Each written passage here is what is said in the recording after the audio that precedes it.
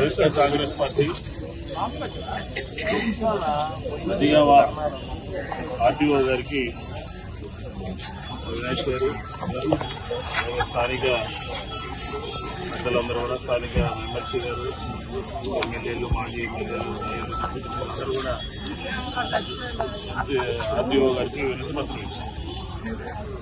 దీని యొక్క ముఖ్య ఉద్దేశం ఏంటంటే ఈ రాష్ట్రంలో ఏ పత్రిక తిరగేసినా ఏ మూలకు వెళ్లినా రైతులు పడుతున్నటువంటి ఇబ్బందుల్ని ప్రభుత్వం పరిష్కరించాలి అని చెప్పని ప్రభుత్వం మీద ఒత్తిడి తీసుకురావడం కోసం ప్రభుత్వము రైతుల యొక్క సమస్యలు పరిష్కరించడం కోసం 5 సంవత్సరాలు రైతుల్ని పట్టించుకున్నటువంటి ఒక బ్రహ్మాండమైనటువంటి రాజకీయ పార్టీగా మేము ఈరోజు ఈ కార్యక్రమాన్ని తీసుకున్నాం. ఈ కార్యక్రమం తీసుకుంటే పోలీసు ఆంక్షలు ఇబ్రహీంపట్నం దగ్గర ఆపుతారు, నందిగామ దగ్గర ఆపుతారు, లోపలికి రానివ్వరు. ఎందుకు ఈరోజు ప్రజా ఉద్యమాల్ని రైతులకు సంబంధించినటువంటి ఉద్యమాల్ని ఆపుతున్నారో ప్రజలకు చెప్పాలి.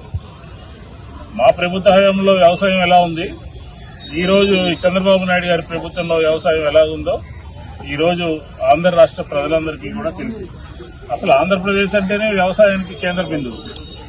ఈ రోజు రైతులందరూ కూడా విజయనగరంలో కానీ, లేకపోతే విజయవాడలో కానీ, లేకపోతే శ్రీకాకుళంలో కానీ, లేకపోతే తిరుపతిలో కానీ, చిత్తూరులో కానీ ఏ ప్రాంతానికి పోయినా కూడా పిహెచ్సిల దగ్గర అందరూ కూడా రోడ్ల మీద చెప్పులు పెట్టుకుని, కండువాలు పెట్టుకుని వాళ్ళు యూరియా కోసం పడిగాపులు పడుతున్నారంటే దీనికి కారణం చంద్రబాబు నాయుడు గారి యొక్క ప్రభుత్వము, వ్యవసాయ శాఖ మంత్రి అచ్చెన్నాయుడు గారి యొక్క కారణం. కేంద్రం నుంచి వచ్చేటటువంటి యూరియాని 6 లక్షల టన్నుల యూరియా ఈ సంవత్సరం మాకు అవసరం లేదు, ఆ యూరియా బదులు మాకు ఇచ్చేటటువంటి సబ్సిడీని రాష్ట్ర ప్రభుత్వానికి జమ చేయండి అని చెప్పడం మూలంగానే ఈరోజు కొరత ఏర్పడింది. ఒక్క యూరియా కొరతే కాదు, యూరియా బ్లాక్ మార్కెట్ లో కొనుక్కోవాల్సినటువంటి పరిస్థితి ఏర్పడుతుంది. యూరియా 260 రూపాయలు ఉన్నటువంటి యూరియాని 400, 450, 500 రూపాయలు పెట్టి కొనుక్కునేటటువంటి పరిస్థితి ఈ రోజు రైతాంగానికి దాపురిచ్చింది. అలాగే వచ్చినటువంటి యూరియాని తెలుగుదేశం వాళ్ళకి కావాల్సిన వాళ్ళకి ఇచ్చేస్తా ఉన్నారు. ఈ రైతుల పక్షాన ఎవరు మాట్లాడతారు? వైఎస్ఆర్ కాంగ్రెస్ పార్టీ. అందుకనే ఈ రోజు పోరుబాట అని చెప్పి మేము ఈ కార్యక్రమాన్ని తీసుకున్నాం. యూరియా కొరతతో అల్లాడిపోతున్నారు వరి పండించేటటువంటి వాళ్ళు కానీ, మొక్కజొన్న పండించేటటువంటి వాళ్ళు కానీ, ఇతర కూరగాయలకు సంబంధించినటువంటి రైతులు కానీ యూరియా లేక పంట అదునుకొచ్చి కుదేలైపోయినటువంటి పరిస్థితి ఈ రోజు రాష్ట్రంలో మనకి స్పష్టంగా కనపడతా ఉంది. యూరియాతో పాటు ఎందుకని చంద్రబాబు నాయుడు గారు ఇన్పుట్ సబ్సిడీ ఇవ్వలేదు? ఎందుకు చంద్రబాబు నాయుడు గారు ఉచిత పంటల బీమా కార్యక్రమాన్ని ఎత్తేశారు? ఎందుకు చంద్రబాబు నాయుడు గారు తెలుగుదేశం ప్రభుత్వం గత ప్రభుత్వంలో మా హయాంలో ఇచ్చినటువంటి రైతు భరోసాని 8 లక్షల మందికి ఎందుకు కట్ చేశారు? సమాధానం చెప్పాలి. సమాధానం చెప్పకుండా ఫేక్ పార్టీ అసలు యూరియా కొరత లేదన్నారు. మేము ప్రారంభించినప్పుడు చంద్రబాబు నాయుడు గారు కానీ అచ్చెన్నాయుడు గారు ఏం మాట్లాడారు? క్యూ లైన్ లో ఉన్నారు రైతులు అని అంటే వాళ్ళని అవమానించే విధంగా అచ్చెన్నాయుడు గారు మాట్లాడారు. లైన్ లో నుంచి తీసి పిలవా అని అంటే రైతులు మీకు అంత హీనంగా కనపడుతున్నారా, అంత తక్కువగా కనపడుతున్నారా, అంత కించపరిచే విధంగా ఎందుకు మాట్లాడాల్సి వచ్చింది? ఆంధ్రప్రదేశ్ లో ఉన్నటువంటి యావత్ రైతాంగానికి తెలుగుదేశం ప్రభుత్వము అచ్చెన్నాయుడు గారు క్షమాపణ చెప్పాలి అని చెప్పి వైఎస్ఆర్ కాంగ్రెస్ పార్టీ డిమాండ్ చేస్తా ఉంది. డిమాండే కాదు, ఈరోజు రాష్ట్రంలో రైతుల ఆత్మహత్యలు జరుగుతూ ఉన్నాయి. ఒక్క ఎన్టీఆర్ జిల్లాలోనే సంవత్సరాల కాలంలో ఈ 4 రూరల్ నియోజకవర్గాల్లోనే 20 నుంచి 25 మంది వరకు చనిపోయారు. ఇప్పటి వరకు కూడా నష్టపరిహారం అందలేదు.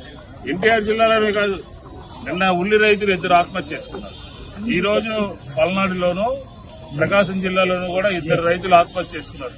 ఒక రైతు ఆత్మహత్య చేసుకుంటున్నాడంటే ప్రభుత్వం నుంచి సహకారం అందకపోవడం మూలంగా, గిట్టుబాటు ధర లేకపోవడం మూలంగా అప్పుల పాలైపోయి ఆ కుటుంబం మోయలేక, అప్పులు తీర్చలేక రైతులు ఆత్మహత్యలు చేసుకున్నటువంటి పరిస్థితి ఈ రోజు ఉంది. గిట్టుబాటు ధర కూడా లేదు. ఎక్కడ కూడా ఈ రాష్ట్రంలో రైతు పండించినటువంటి పంట, ఈ రాష్ట్రంలో ఒక్కొక్క ప్రాంతంలో ఒక్కొక్క రకమైనటువంటి పంట పండిస్తారు. ఈ రోజు చూడండి మీరు అక్కడ సంబంధించినటువంటి మిర్చి రైతులు ఏ రకంగా మిర్చి రైతులు కొనకపోతే జగన్మోహన్ రెడ్డి గారు వెళ్లిన తర్వాత హడావుడి చేశారు. అలాగే మామిడి రైతులు జగన్మోహన్ రెడ్డి గారు వెళ్లిన తర్వాత ఏదో హడావుడి చేశారు. అయినా కానీ ఆ సమస్యలు పరిష్కారం కాలేదు. పొగాకు రైతుల గురించి అది కూడా సమస్య పరిష్కారం కాలేదు. ఈ రోజు ఉదాహరణకి మనం తీసుకుంటే రాయలసీమలో పండేటటువంటి చిన్నీకి సంబంధించి గిట్టుబాటు ధర లేక జగన్మోహన్ రెడ్డి గారి ప్రభుత్వంలో ఎంత ఉంది, ఈ రోజు ఎంత ఉంది. ఆ రోజు కరోనాలో కూడా కొని ట్రాక్టర్లు మనం ఇతర రాష్ట్రాలకు పంపించేటటువంటి వాళ్ళు. ఏ పంటకి కూడా ఈ ప్రభుత్వంలో రైతు పండించినటువంటి పంటకి గిట్టుబాటు ధర లేదు. అసలు వరి వేయొద్దని చెప్తున్నారు. చాలా ఆశ్చర్యకరంగా యూరియా వాడినటువంటి బియ్యం తింటే క్యాన్సర్ వస్తుందని చెప్పి భయపెట్టేటటువంటి ప్రయత్నం చేస్తా ఉన్నారు. రైతుల పంటే ఈ ప్రభుత్వానికి చిత్తశుద్ది లేదు.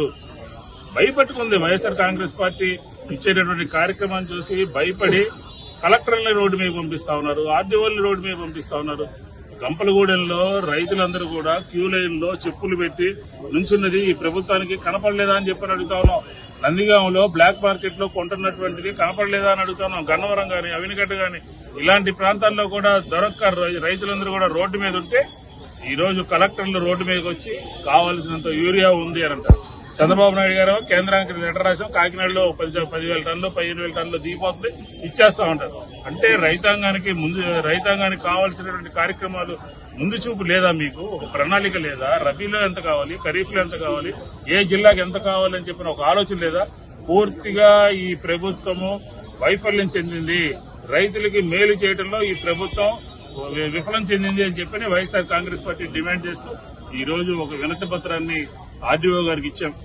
ఆర్డీఓ గారు ప్రభుత్వం దృష్టి తీసుకెళ్లి ఈ ప్రభుత్వం రైతుల పక్షాన వైఎస్ఆర్ కాంగ్రెస్ పార్టీ చేసేటటువంటి డిమాండ్ పక్షాన లేకపోతే ఖచ్చితంగా వైఎస్ఆర్ కాంగ్రెస్ పార్టీ రైతుల పక్షాన మరొకసారి రోడ్డు మీద వస్తామని చెప్పని కూడా ఈ సందర్భంగా తెలియజేస్తాం.